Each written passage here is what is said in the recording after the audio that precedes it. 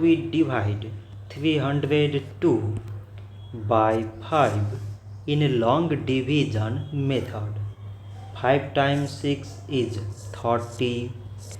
On subtracting, we get 0. So now we put down these 2 and 5 times 0 means 0. On subtracting, we get 2. So now we have no any other number to put it down. So we take here decimal, so that we put 0. So it is 20 and 5 times 4 is 20. On subtracting, we get 0. So 302 divided by 5 is 60 decimal 4.